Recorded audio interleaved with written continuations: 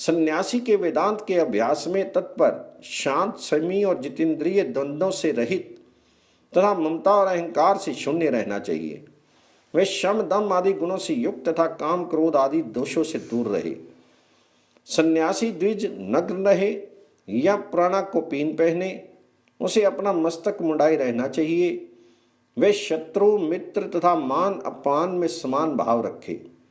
गांव में 1 रात और नगर में अधिक से अधिक 3 रात रहे।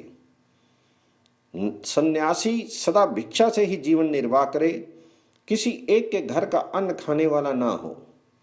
जब चूल्हे की आग बुझ जाए, घर के लोगों का खाना पीना हो गया हो, कोई बाकी ना हो, उस समय किसी उत्तम द्विज के घर में, जहां लड़ाई झगड़ा ना हो, भिक्षा के लिए सन्यासी को जाना चाहिए। सन्यासी तीनों काल स्नान और भगवान नारायण का ध्यान करे और मन को जीतकर इंद्रियों को वश में रखते हुए प्रतिदिन प्रणव का जप करता रहे। हर कोई लंपट सन्यासी कभी एक व्यक्ति का अन्न खाकर रहने लगे तो 10,000 प्रायश्चित करने पर भी उसका उद्धार नहीं दिखाई देता। यदि सन्यासी लोभवश केवल शरीर के ही पालन पोषण में लगा रहे तो उसे चंडाल के समान समझना चाहिए। सभी वर्णों और आश्रमों में उसकी निंदा होती है।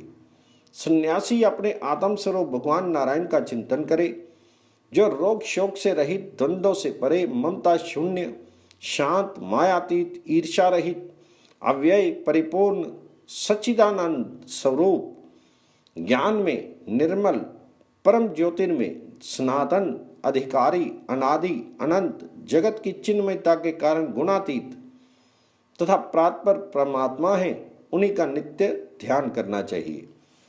वह उपनिषद वाक्यों का पाठ एवं वेदांत शास्त्र के अर्थ का विचार करता रहे। जितेंद्रिय रहकर सदा सहस्त्रों मस्तक वाले भगवान श्रीहरि का ध्यान करे।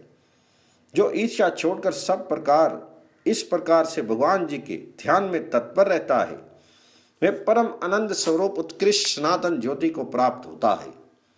जो द्विज इस तरह क्रम से आश्रम संबंधी आचारों का पालन करता है, वह परम धाम में जाता है और वहां जाकर कोई शोक नहीं करता।